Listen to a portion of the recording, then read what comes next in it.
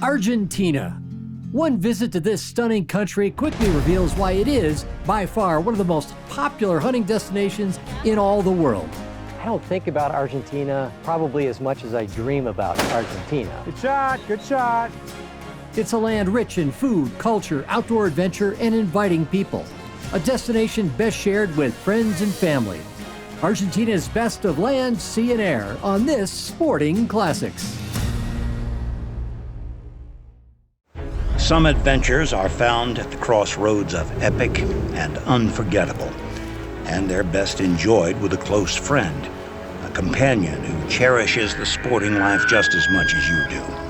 It's someone who knows the magic contained in the simple phrase, opening day, and who understands that the words hunter and conservationist are one and the same, for we've been giving back for generations. And sharing the outdoors with someone who celebrates the history, the art, and the romance of this way of life makes for a friendship to last the ages. One where the sound of a snickering horse, the crackling of a mountain campfire, the whiff of gunpowder will transport you to that same stirring part of the soul.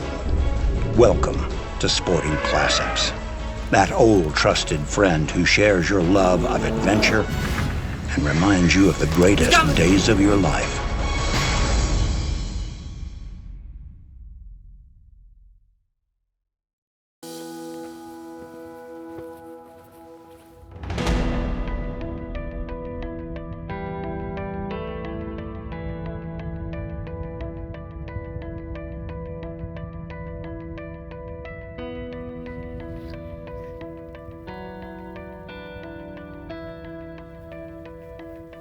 That is just a pile of deer. Holy criminy. That's more like 100 head right there. 100 plus. Bunch of stags in there, but just no shooters yet.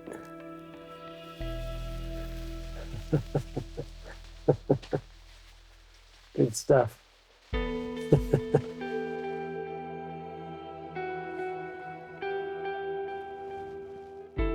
You've come to a high point on the ranch. Do a little bit of glassing up here. The roar is over, so it's a bit of a quieter time for the big stag, but we'll give it a shot.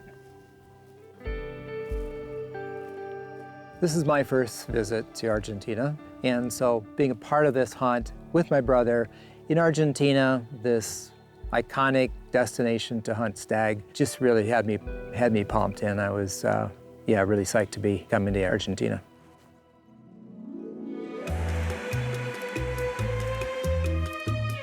Argentina is legendary for its high-volume wing shooting, big game, and world-class trout angling. Couple that with the amazing food and culture, and it's easy to see why every year more international hunters come to Argentina than the entire continent of Africa. Our team rendezvoused for a festive night in Buenos Aires before departing for our ultimate destination, Tipaluque Lodge, in the stunning Patagonia wilderness. Yeah. You know, if we had a Ram pickup truck, we could have taken one truck. There we go.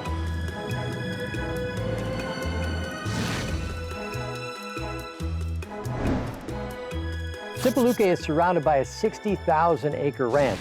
Amazing resources, lots of trout in the river, quail, you've got stags, you've just got this amazing lodge, which is operated by some of the most wonderful people I've ever had host me anywhere. That's what Tipaluque is all about. Okay. The world-famous Tipaluque Lodge, we finally made it. Here we go. Chris and Amy and Carol and I have talked about doing a trip to Argentina for a long time. And I just retired a couple of weeks ago, so this is a chance for us to get together as a family group, really, to do this hunt. And I couldn't be happier that it's finally come together.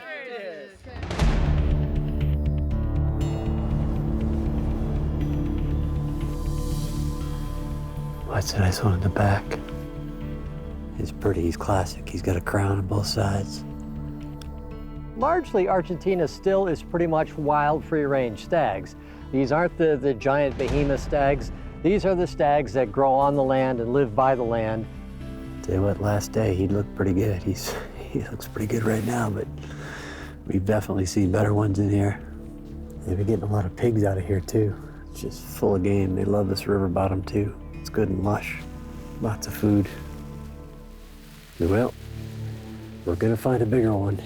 So Adrian just headed way back up the mountain to get the vehicle, and as I'm waiting for him, I see this dark thing. I thought it was a steer. I thought it was a cow. Then I'm watching it and going, wait, that's a huge boar. I mean, that is a big-bodied pig up there, and he's walking along the edge of the river. Here we go. And he finally turns, and I think he's probably 275, 300 yards. Get on him, and he's just in this little shallow creek bottom, walking across, stops. And I see the splash well ahead of him, thinking, oh, that's a lot further than I thought. He starts trotting out across. I get another good rest, wait for him to come crossing through. And I'm still not on him. Third shot, I spin around, I get a really solid rest, but I know he's quite a ways out at this point. I'm 4 feet ahead of him, 2 feet above him. He was just a little further than I thought. Nope, I got him, he's down right there. Upside down, legs kicking. Yes! That was a divine pig. I mean, that boar was delivered from the heavens. Gotta love targets of opportunity. And he was just a monster. Muy grande, señor. Wow. Oh, yeah. That's a good pig, huh? It's Big. Muchas gracias. Very big boar. They're gonna need a helicopter to get him out of here. That's like a black bear right there, isn't it? Holy criminy. Yeah, right through the heart. 4 foot lead and 2 feet over his back and it went right through his heart. Just where I intended it. While I was looking for stags, I found Hogzilla instead. A happy coincidence. Meanwhile, my brother Joe was on his own stag hunt, but was facing a difficult stalk in the late afternoon. A whole herd of hens, the female red deer and their calves, all watching, all alert, and of course the stags were behind them. So we kept working our way up there slowly.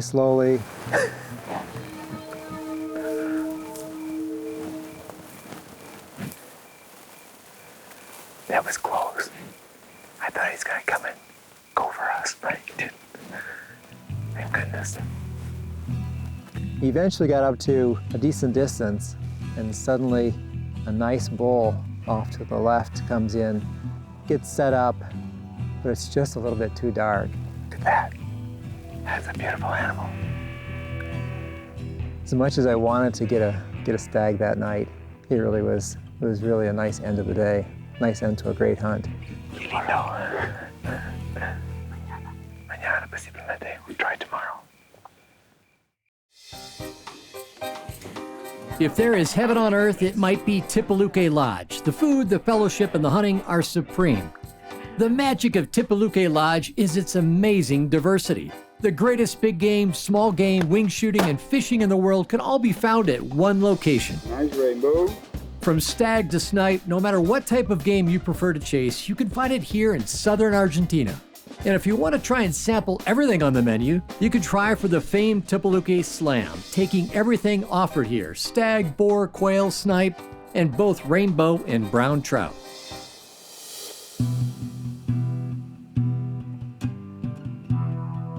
And we got onto just a beautiful stag that we saw far off in the distance. There he is.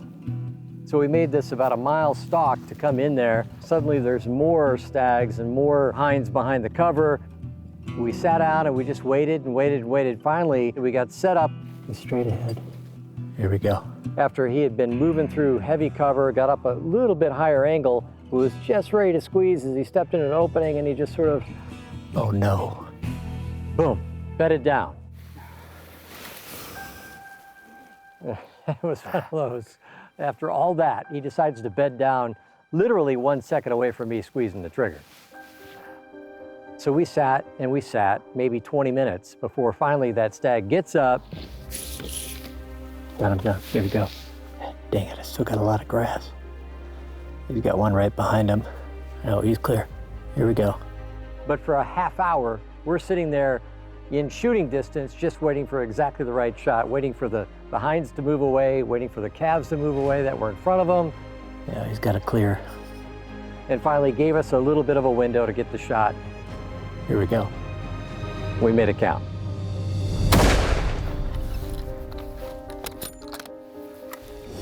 Boom. Perito. Smacked him, made a perfect shot. He didn't go 30 yards. Tips over. Look at that. Wow. Heavy old bugger. That's what they look like. That's what wild ones, really good wild ones look like right there. Beautiful. Beautiful crown. Classic red deer right here. Good shot. Yeah, no, he went about 25 yards and got Winchestered right there. Beautiful stuff. There's a lot to love about Argentina, and the fun is just beginning. The next morning, Joe and his guide quickly found a herd of red deer and were able to get within shooting range.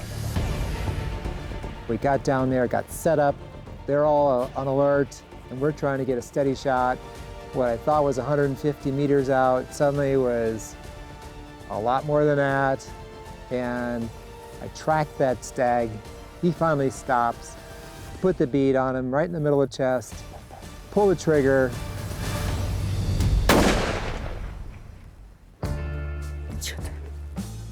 They all come tearing up the ravine at that point. Next stop was 400 yards out, and it's just too far to be shooting that far. So I was so bummed. I was really disappointed. It's one of those moments where you start recreating and replaying this in your head, and you think, wow, I blew that badly. Then you think, well, better to let them get away, better to not injure an animal, and then have the chance to come back at it the next day. We'll get him tomorrow. Having fun is always on the agenda at Tipaluque Lodge, but the game Joe and I had in mind for this morning was quail. Wild California quail, that is, in Argentina. So today we go to the end of the property. I have no hunting yet because we are starting the season, so we're going to try to find a big covey. Release the hounds. We're gonna work this little valley down. He said it's out of the wind. They like getting down in here when it's windy. We'll see what happens. Be ready. Good shot, good shot. California quail are just beautiful little birds. They've got the beautiful top knot on them, look a lot like a Gambel's quail. They run like a scaled quail sometimes, and they always know how to use the cover. Good girl, good girl. Another big male, Chris. That's all I shoot. Good. That's my story, I'm sticking to it. You know, wild quail anywhere, whether it's bobwhite, it's Gambel's, it's California quail, they're always spectacular, but to find California quail doing so well in southern Patagonia, in this amazing habitat, fantastic landscape, very few predators, so I think that's really why these birds have done so well, and the climate is ideally suited for them. Red, go! Good shot! Good boy. Whoa, good boy. All right. That's quite the little feather coming out the top, huh? We didn't really grow up with quail in Wisconsin as a boy. So you get on these birds and you think, oh, they're a little bird. I've seen them in plantations. They seem to fly really slow. Then you quickly realize that a wild quail is a whole lot different than a put and take quail. Should have had that. That was humbling. You got it? No, I must have missed 80% of my shots. Oh! That's a smart bird. You don't want to shoot the smart ones. They're really fast, they're smart. Did you see that? See that bird? He's going. Yeah. They catch the wind and they use it well, and I just found it to be both exciting but very humbling because I couldn't really connect on very many. Finally, got a bird. All right, good girl, good girl. So Chris and I have been hunting ever since he was a little boy. I was about 11 years older than Chris. Little by little, he got more and more involved in it. When I went hunting, he would come with me, and we just kept it up over the course of a lifetime, and the adventures have continued. Oh, there you go. Bird just went out of there. Jeez. They just keep coming. Somebody says, where did California quail come from? You say, right there. Yeah. This wasn't assured that we would actually have this chance to do the hunt because 8 months ago, I collapsed from a brain aneurysm. And I didn't know at the time, and I didn't know for weeks afterwards what capacity I would have to do the things that I really enjoy doing. The idea of going back out on a hunt, being healthy, and able to do the kinds of things that I really enjoy doing suddenly was not assured. So that was a big deal, and getting past that successfully back to good health and ability to do these things. I'm a blessed man. I couldn't be happier. Oh, look at all these birds. Bird, bird! There we go. All right. 2 birds down, all right. Not totally skunked. It's moments like this, hunting wild birds in Patagonia with your brother, a long way from our rural roots growing up in the Midwest, that reminds us just how blessed we are. And that concludes the audio portion of our tour. Thank you for coming, ladies and gentlemen, and don't forget to tip your waiter.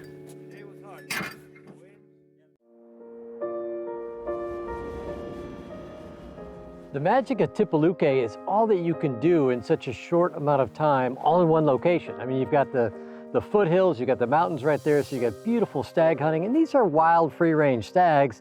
Then you got wild quail, you got wild trout in a river that looks to me Sean? an awfully lot like the Big Hole River of Montana. Pretty, pretty, pretty. Yeah, he's a 13-incher. Fat and healthy, aren't they?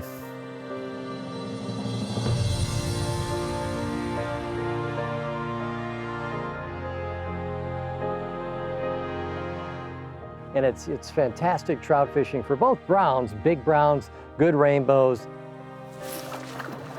There we go. It's a little one, little brownie, huh? Oh yeah, pretty pretty, huh? Well, we're non-denominational, rainbows and browns. You bet. We'll take anything that bites. And we were catching them on top, not huge fish, but just any topwater action to me is always a lot of fun. Fish on.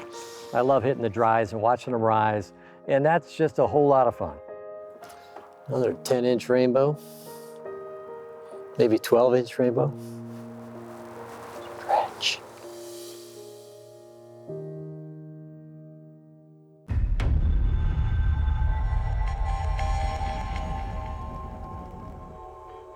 So far, Joe's stag hunt has seen strike 1 and strike 2. Lots of fog. It's really foggy. Hey. Hey.